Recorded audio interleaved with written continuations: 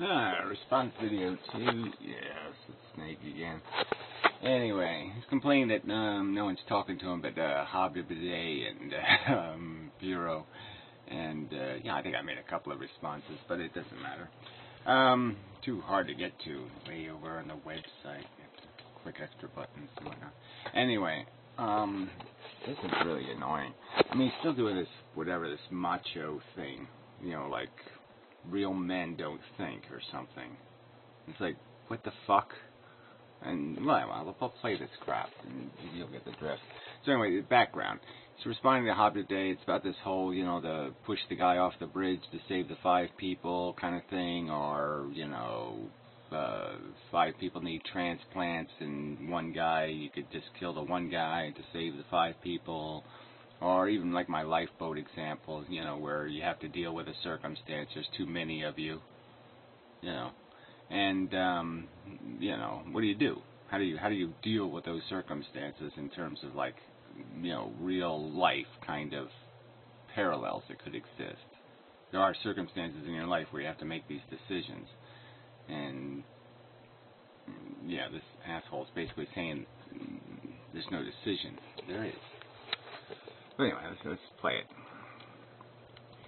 Or try to. As a precept of your moral dilemma, your simplistic fucking moral dilemma, as childish. Let me tell you what adults do, buddy boy. They make decisions, and then they deal with the consequences of those decisions. Yeah, right. They get drunk. They have kids because they didn't wear a condom because they got drunk. And then how they deal with the consequences, yeah, they complain about alimony and all this other crap. So yeah, you do tell us what the adults do. So anyway, this, you know, well, I'll play some more of it. But I mean, yeah, he's just insulting the whole idea that guess what? There are outcomes in reality, and sometimes you really do have the ability to see the outcome before the outcome happens. You know, it's like you could be a designer of nuclear power plants, and you could have, like, a decision to make. There's 3 different battery choices. And you could go with cheap Chinese battery, or, you know, in-between Japanese battery, or really expensive German battery. These are your choices, you know, and there's a value equation here. There's a probability equation. And, yeah, these are real-life circumstances everyday people face. And the real men don't run away from the decision. They don't run away from taking responsibility for knowing what the fuck they're doing before they do it. I mean, the responsible thing to do is to think it to death. Because guess what? People's lives depend on it. Duh. People who don't agree with your decisions, and you got to say, listen, I think I made the right call and I stand by it. Or, you know... Yeah, well, how can you say I think I made the right call if you can't take a little bit of time to even think about it? You're saying you don't want to think about it. You're saying talking about these thought experiments is a waste of time. That's some kind of silly thing to do. Well, guess what? You're not going to have time when the real world flies in your face and it's time to make the decision to jump on the grenade or something. You're not going to have time. And then you're going to just be sitting there saying, I didn't know what the fuck to do. And then you're not going to do anything. That's what, that not doing anything is doing something. There's no fall back, I'll just be a witness kind of bullshit. That's doing. Not doing is doing. So you've got to take responsibility for how much give a damn you had before the circumstance came upon you. You can't keep making excuses that, well, I didn't have enough time, or I hadn't thought about it. Well, gee, you had plenty of opportunity to think about it, didn't you? And you just fucking laughed at it and mocked it and called it girly man thinking.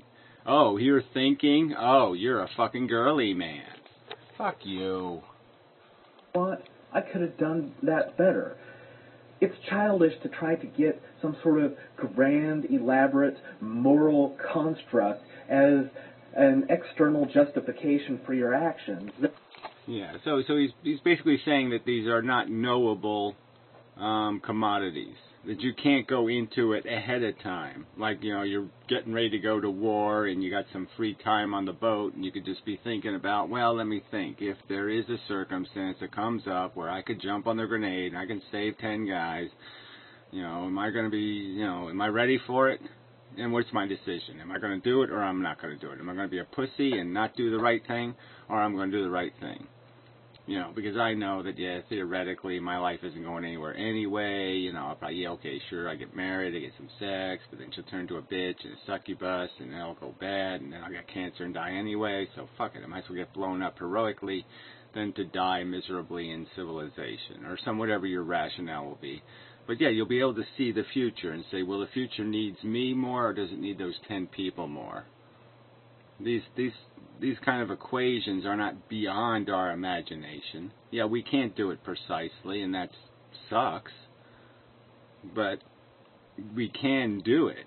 We can use our imagination to understand what the futures will look like, what the consequences of different acts produce in terms of a future. And we can have some kind of range of, it's more likely that this will happen than that will happen. So I kind of have to go with the more likely thing. It's like, it epitomizes the concept of childish. How many grown-ass adults do you really find who discuss morality at great length? Very few. Isn't that the joke? And look at our civilization, and look at the world we live in because of it. So, god damn, you're just such a fucking poster child for asshole. The exact reason why the world sucks is because no one does these value equations and figures out things like, well, do the 1% of the preposterously wealthy really have a good enough time to justify all the misery that they're squandering? The zillions of dollars they just squander on nonsense that could be giving everybody free this and free that and infrastructure and jobs and all that kind of crap. And instead, they're just hoarding it all away, saying, how much money can I make off it? Give me more money. Hire some crooks to steal people's money so I can make more money. These are value equations. And if the human race spent a little fucking time evaluating these fucking questions, then we wouldn't be in the shithole we're in. So it's just preposterous assholes like you who prevent the very fix that you sit there and mock and deride. Well, it doesn't happen because assholes like you won't let it happen. Not because it's impossible. You make it impossible. Assholes like you make it impossible. But it's perfectly possible if you got the fuck out of the way. If the fucking train would run you the fuck over, then we could have a civilization. What are you doing to the world, shit for brains? What's the impact you think you're going to have with this nihilist, let's call everybody who thinks too much a pussy bullshit? Where does that fly to? Where does that plane land? Retardia. That's where it lands. Shitholia, you fuck. Because it's not really a very adult thing. Like this whole, is it morality saying 5 lives by sacrificing one? It is so fucking simplistic, it is ungoddamn believable. Like reducing it to a... It's not that. It's really not that simplistic. These are questions of euthanasia, life, quality of life. Right now, we're spending a huge amount of medical resources keeping dead people alive. It's a truth of the circumstance. There's a reality about malaria in the world and how much what a holocaust it essentially is. And there's a real question there. Well, do you treat the people who are sick, or do you put all the money full bore into finding a cure, finding some mechanism to break this disease so it doesn't infect people anymore? These are real questions, asshole. Real, hard, adult questions. And it's the little pussy children who are running from them like you. Meow, meow, meow. Like 5-to-1 numbers. Do you understand? Like, this is literally math that a 4-year-old could do. And that is what this particular moral dilemma is isolating. And of course I would object to something that goddamn simplistic. Well, again, it's obviously not that simplistic when you pose the question, who? Who pays? Who gains? Who pays? These are never simplistic questions. So you're again to mock it as if it's too simplistic because it only deals with 5 people and 1 person. If I make it 5,438,682 versus 379, friends of the dictator. So if I put those 2 things in the scales, now it's more complex. Now we can call it Rwanda or something, and now we can balance these scales, and that's somehow more adult to question. No, it's the same fucking question, asshole. It's the same fucking dilemma of trying to understand what the implications are of choices. Stupid fuck. Let's just go a little further with this. Let's go back to the relative value. Let's say that there was 5 people on this track, and then my mother, my father, and my sister on this track. And oh, great. So now you're going to defend nepotism. Is that what you're not going to do that, really, are you? Are you intellectually going to sit here and say, you could, if you were a real philosopher, if you had any kind of real intellectual integrity, you'd say, gee, I'd have a hell of a personal motivation to cheat the question, and go with my emotional attachment. But I do know, as an intelligence, that my attachment to my parents is sort of made out of bullshit, and it is nepotistic, excessive, and that I can't use that. I have to put a different face on them, just for now, for this circumstance. I have to put a different face on them, and I have to be fair. Can you? Oh yeah, fairness. Yeah, that's probably another word you just hate the hell out of, right? Because you can't win. You don't like fairness. Why? Because it's not to your advantage. Is that it? You don't like fairness because you're a cheater, and the only way you can get through is to cheat and cut edges and shave and do all the things that cheaters do. Is that it? But you know what the right thing to do is. You know what the fair thing to do is. So don't be defending any bullshit, please. Well, let's see what he does. Train is bearing down on, pretty much all the family I have. Would I switch it over and kill the 5 people even though they are greater in number? Well, I'm sorry, 5 people, but I don't know you. So yeah, I'm sorry, you're going to have to fucking die. Right. And that's not the childish interpretation of your dilemma. That's not the childish reaction. It sounds kind of childish. It sounds pitifully, extremely, preposterously Chinese battery preposterous. That's what it sounds like to me.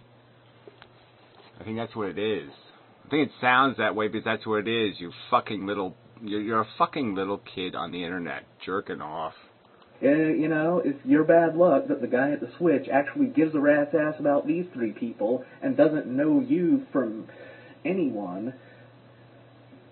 Bad luck. That could have gone the other way. It could have been somebody that gave a shit about you, but hey, these things happen, you're going to die, sorry. And, I think my parents and my sister, I think they would appreciate that. They would understand that would be a difficult decision for me to make. And I would have to deal with some follow-up. Wait, and they'd want you to cheat. They'd want to take advantage of the cheat.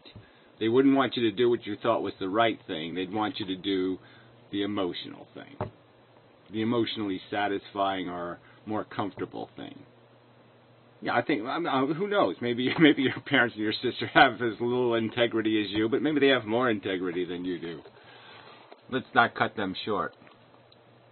Well, from those 5 people's families. But that's being a man, motherfucker. And maybe I don't have morality on my side, but I'm a solid motherfucker. I'm a good guy to know.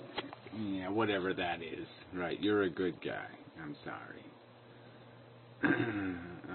I could have lived without knowing of you even, let alone knowing you in any other way. You little whatever bendy crookedy hand fucker. Morality is worth a damn. So hey, we all have these problems. But I think I've clarified my position, and I know how philosophers love that whole position clarification business. And this seems like a nice point to end the video. TTFN. Yeah, whatever. The real adult thing to do again, too. Yeah. Quote Tigger. Well, I know he's doing that to mock the quoting of Tigger, but it doesn't really matter.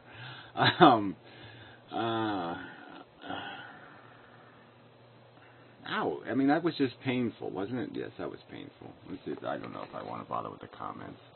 They're always assholes.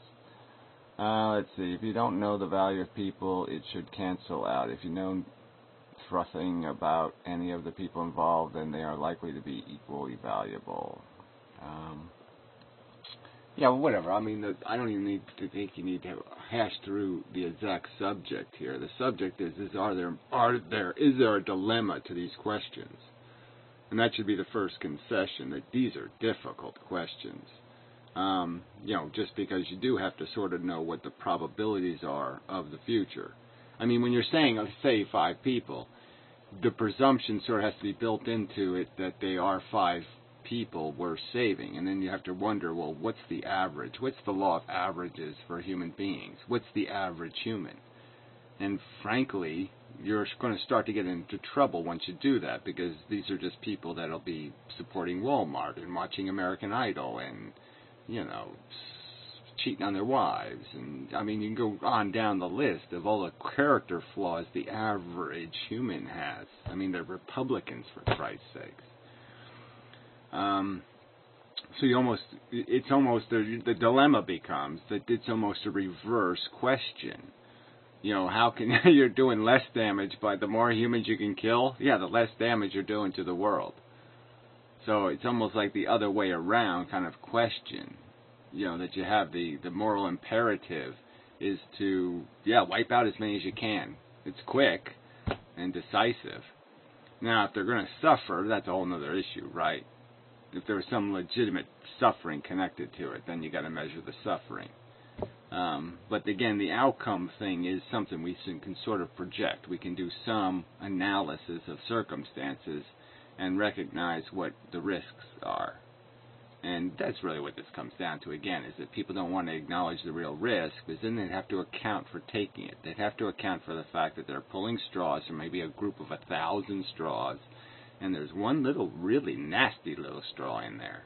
And they're just going to keep pretending that they don't have to account for the fact when they actually pull that one out, and they put it in their child's pocket, that they have to account for that.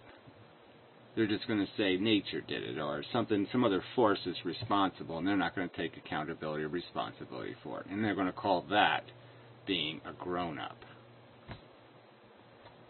Yeah, I mean, it's just so unmacho. I mean, that's why, philosophers need to have real hard fist fights. I mean, they have to have like a boxing ring and have philosophers go in and really fight. Because this is just such bull. As soon as a philosopher starts talking about being a man, making a manly decision, that guy should have to fucking back it up.